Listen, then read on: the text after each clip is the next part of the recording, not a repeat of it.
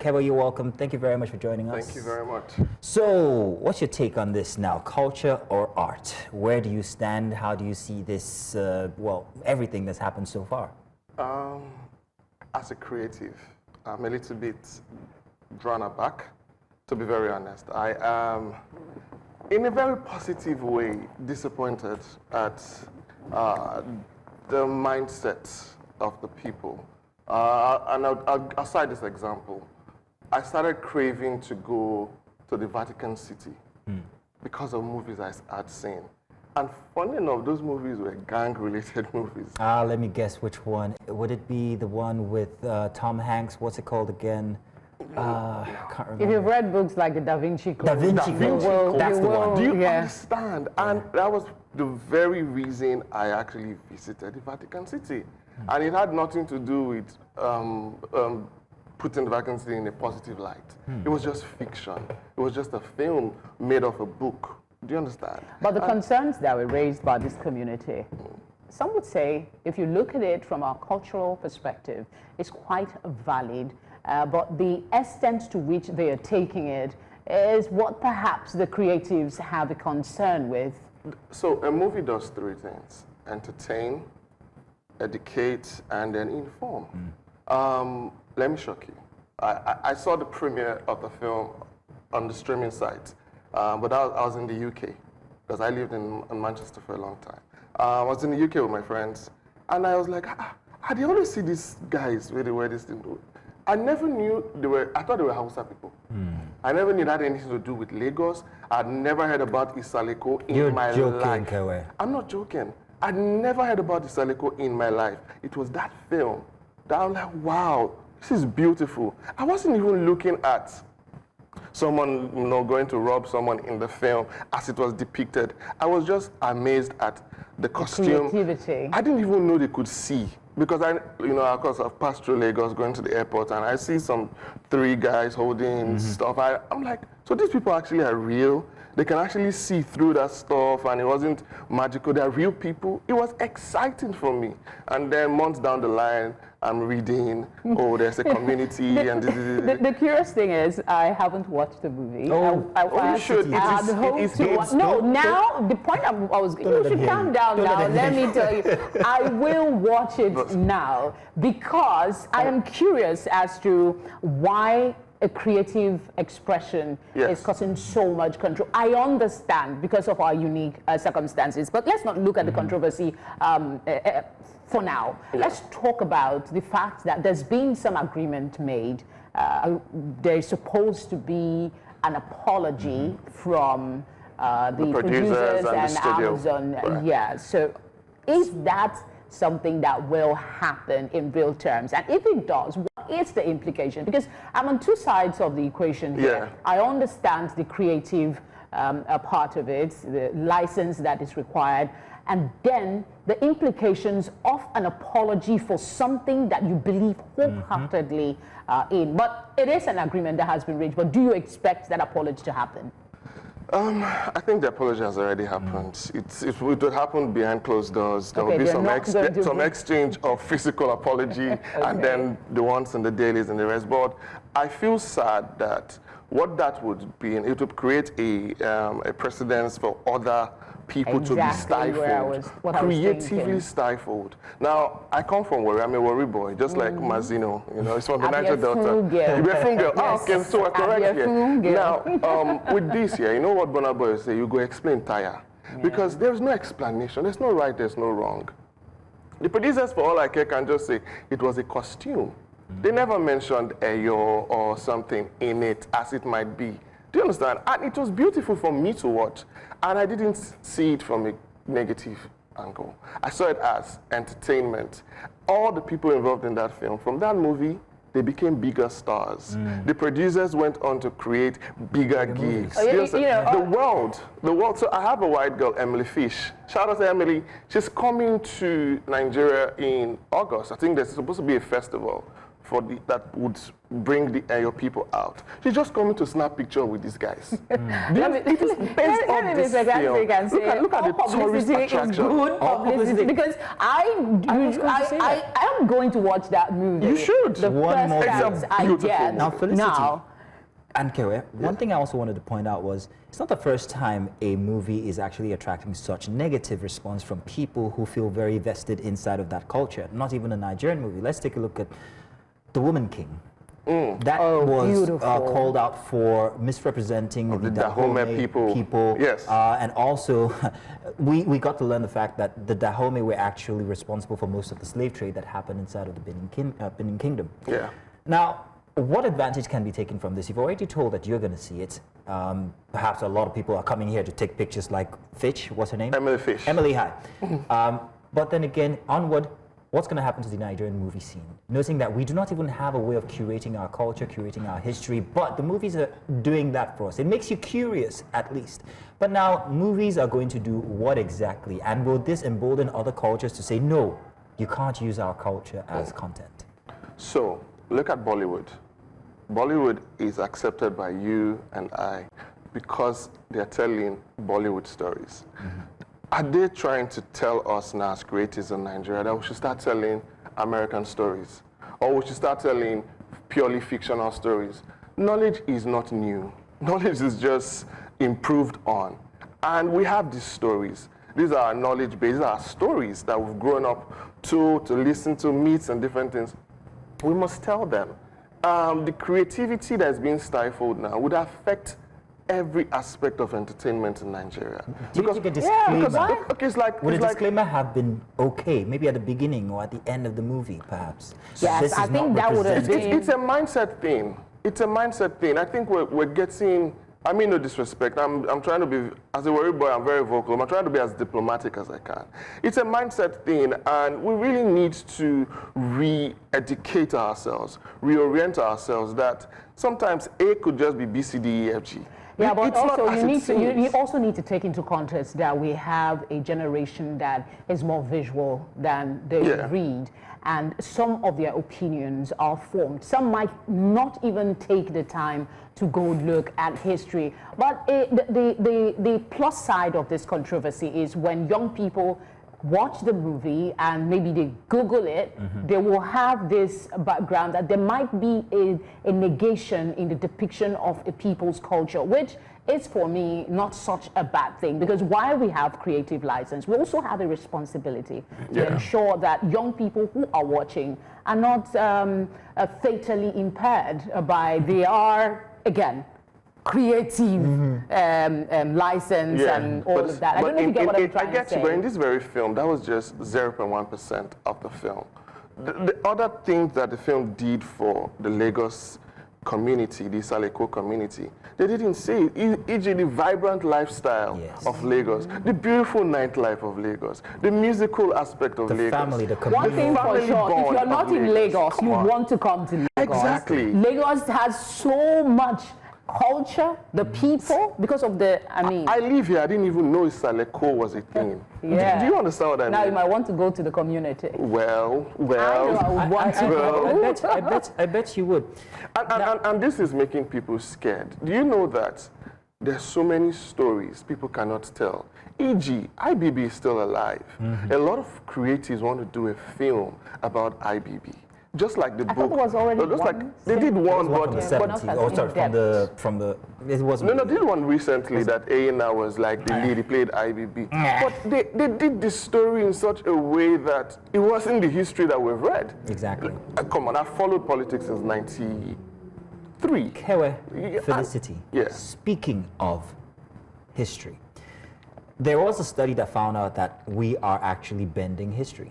Yes. We're bending history because of the internet, because you can scrub your history and replace it. And this is what other generations are going to find when they Google things up, or whatever they call it, whenever their time is. I have a contrary view. I do not agree with you. Oh, this is a study. It's the study, yes, there are plenty of studies. Someone else will have another study and tell you the internet. There are limits to what you can expunge. In this case, however, they say that you could say Obama was vice president, and if you continue to sponge or scrub that, it becomes part of history. That actually goes to the argument I was putting up. Exactly. Yeah. So is that a consideration here? Is movie actually scrubbing our history?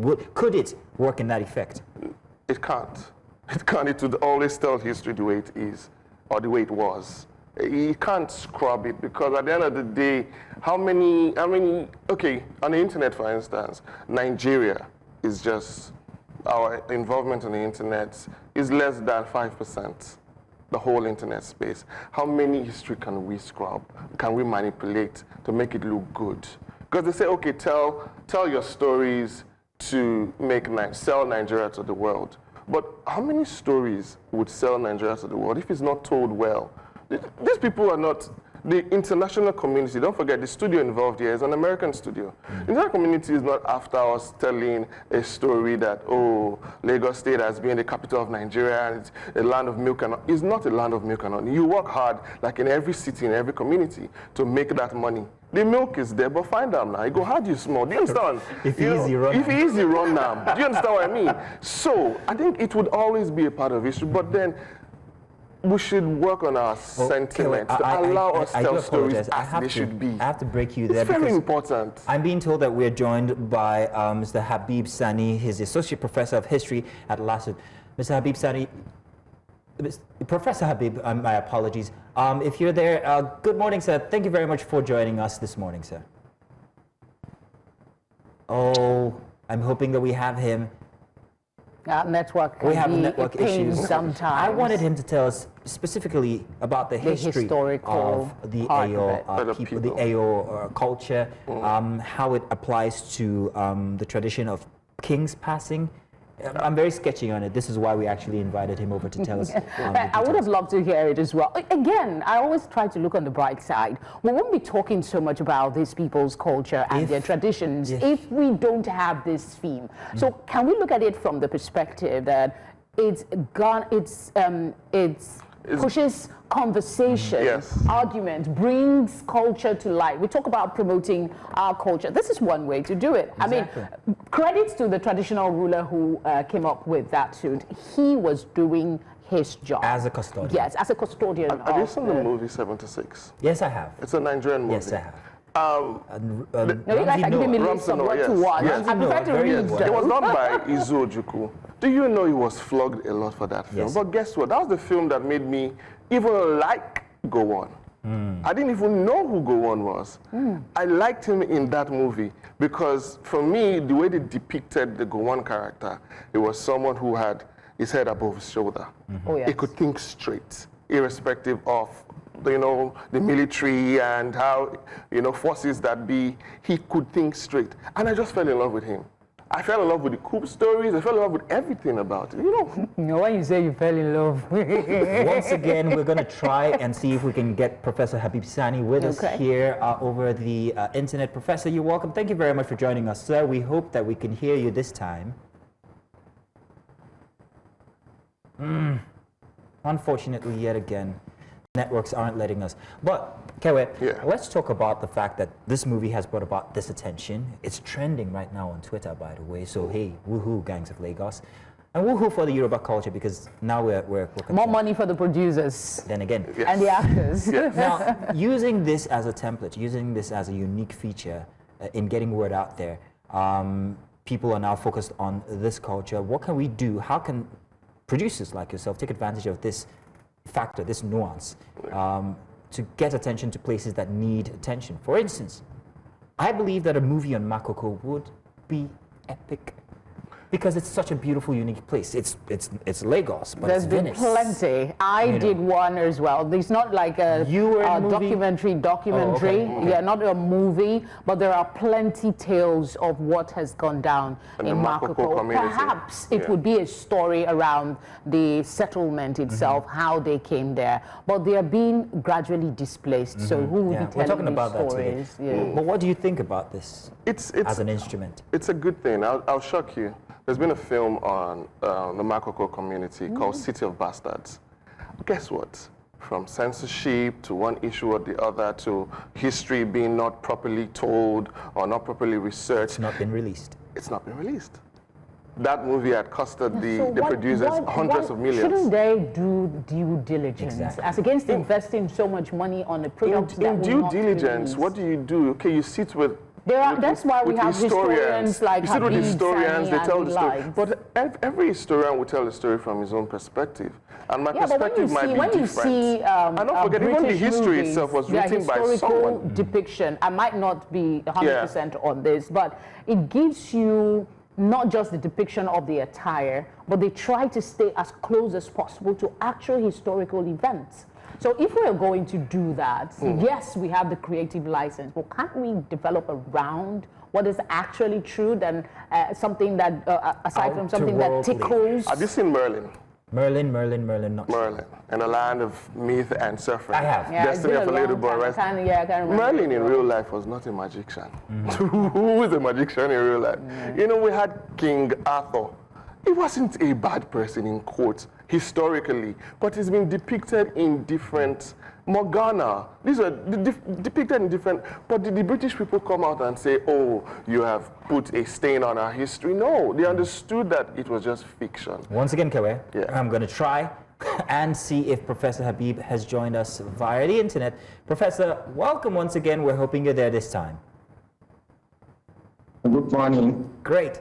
It's good to have you. Thank you for having me. Yes, sir. Sir, please, if you would grace us with the history of the Lagos Isale Eko people and why this was such a great concern for them regarding the movie Gangs of Lagos. Okay, thank you very much. The people of Isale Eko are people of history, of culture, with history that goes back to more than 600 years ago, since the beginning of settlement in the Lagos area. At the earliest times, we had about two categories of settlers. We had the Awori, led by one Olofin, whose children settled around Ido, and some of the highlands around Lagos kingdom later. Then they were joined by the Benin, and the first Oba of Lagos was Oba Ado, who married one Olori Olubani, who could not, who was so unfortunate, maybe to give birth on time. He had problem of stillbirth, and according to the history of the Adamu Orisha, about 2 or 4 versions of it, but I would mention maybe 1 or 2. One of the accounts relates that when the woman could not have a baby, when she was having stillbirth, the Oba consulted the family, and 2 of our brothers came to Lagos. They were named Ejilu and Malaki.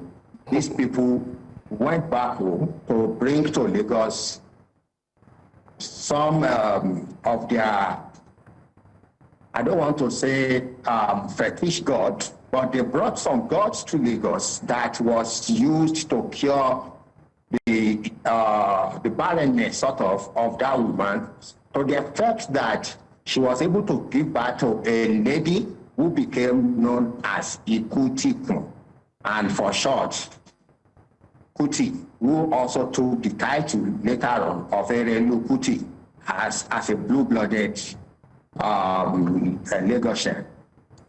So the Adamu Orisha play began first as a fertility god that solved the issue of stillbirth of Erelu Olubani.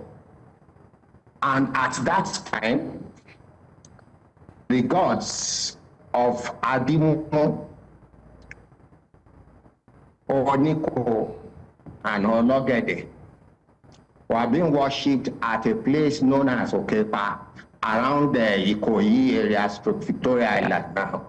Okay. The Obas of Lagos, for more than a century or 2, were visiting this place to perform the rituals of worshipping the Adamu Orisha. And it was later that the Eyo, the masquerade, was added to it by one Molu, according to local accounts. Molu was said to be an Ijebu man who used his pad and the white flag Professor, of his canoe. Professor. Sorry, can you get me? Yes, we can hear you. However, I want to beg that because of time, we might not be able to take the entire history that you're giving, but it is very rich and we can see the origins already. Yeah. But sir, what about the balance of history and art? Where could they have gone or done better regarding the depiction of the Isale Eko culture in such a movie as Gangs of Lagos? What balance could have been made? And to add to that question, Prof, quickly, before you respond, has there been any historical precedents of, you know, the impact of perhaps inaccurate depiction of historical facts?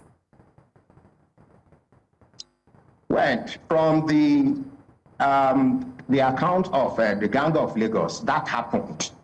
Prior to that time, there has never been a kind of movie that depicts the history of Lagos or Lagos Island in a very bad sacrilegious manner, as the Gang of Lagos film had portrayed. Lagosians have held so jealously to the Adamo Orisha culture to the extent that it is the most picturesque culture of the people. And where history and art or creative art as depicted by the Gangs of Lagos actually went wrong is that the producers of the film and all those behind it refused to consult with the custodians of the Adamo Orisha cult and even people who knows the history of the Adamo Orisha. The Adamo Orisha had been a culture, as I have said, of Lagosians that had been used for initially as facility gods and later on as an important and an integral aspect of obsequies of Obas of Lagos, chiefs and prominent Lagosians. Professor, one more thing, however. Yes. While you are telling us this in a very academic and very interesting way, there has never been a time when people have been more interested in the Eyo culture or the Isale Eko culture as now. Could it not be seen as an advantage that the movie actually brought to the fore this culture and people are researching? Did it do such a bad job at researching history once again for us to be curious about it? No. Because up until now, it would seem that the culture is... One thing that movie depicted is the violent nature of the Adamo Orisha that has never been part of the culture of the people of Lagos. Adamo Orisha play had always been a very veritable avenue through which families of Lagos Island and their friends and people in the diaspora come together to celebrate that very important culture. You will notice that it's not an annual culture at different parts of Nigeria. It is done once in a while. It may be done maybe 2 or 3 times in a year and may not, be stayed for more than 10 years. So it is something that the people hold in high esteem, that they cherish so much, to the extent that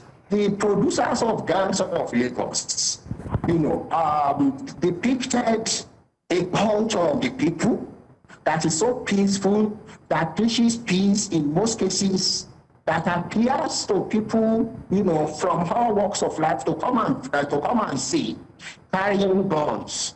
The gun aspect actually depicted Lagosians as criminals. I must tell you that the Adamo Orisha have a series of arrow that when you listen to it, you clearly get what we are saying here. Before an Adamo Orisha enters into any house, he will seek permission. Onílé mo kábò kí n tó wọlé, àgùntàn ló wọlé tí ò kábò tó dẹran àmúso, ewúrẹ́ ló wọlé tí ò kábò tó dẹran àmúso, This is one of the rendition of the Adamusha. Before entering your house, he must seek permission. But what did we see in that film? We saw a man in the Adamusha clad, entering forcefully into a place and, holding a gun and started shooting. That is a desecration of the culture of the people of Lagos, and that is why the people of Isale Eko went to court. All right, Prof, our guest in the studio has something he'd like to ask you. Okay, so it's just a quick addition to what he's saying. Now, he said the film painted Lagosians in a negative light. I'd just like to add, Prof, that going into the mindset of the producers, Jadi Oshiberu's and the Lala Akindonju's, they didn't depict Lagosians as criminals. They had a fictional character that was a criminal in the film. And even in the place of history, we've talked about the balance of historical accuracy in filmmaking and culture. There are places for creative license, creative fluidity to make a story sweet. If I'm telling a story about Abacha, for instance, I can decide to paint Abacha as a saint. That's my story. That's my fictional addition to whatever is on ground. I understand you might say they should have come to take some sort of permission or structure their cultural knowledge very well before, but it is fiction. And even at the beginning of the film, there is something that said, oh, the characters here are basically for fictional purpose and for the purpose of entertainment. Do you understand? Because I said to them that we're going to explain this entire, but I respect where you're coming from. I respect and love the culture that was depicted. The person with the gun was just a fictional character, an actor that carried a gun in a costume. And I'm very sure they would have stated this. But then if the costume has the historical naming to it, I respect that, and on behalf of the people, we'll say, okay, we are sorry. But they just wanted to entertain Nigerians and also show the vibrancy of the Isale community of Lagos, which I want to be a part of after that film. Okay, because creative license allows for a little tweak here and there. Yes. Prof, so Monotop stuff here as a slave. Come on, they adjusted the story. Okay, how can creatives find a balance between the license that they have to invent things and ensuring that there is no damaging distortion of history?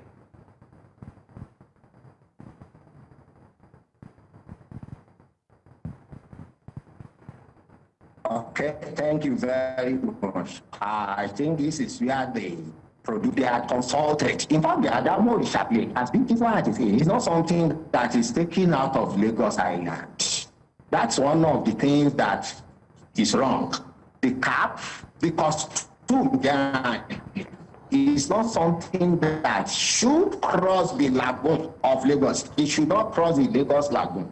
There are families of royal houses that have been part of the Adamo Chaplain, like the Onoto, the Oluwa, and several other Ojora, Onisibo that are not within Lagos Kingdom now, but still participate in the staging of that culture. If they have to do it, they will come to Lagos Island. In essence, Adamo does not cross the lagoon. It is a sacrilege. And taking the costume of Adamo in the way that depicts violence is something that it's a misnomer. If I must minimize what I want to say, it is a misnomer, and they should have, a portray whatever the Lagos Isale in whatever form, but by not using gun to depict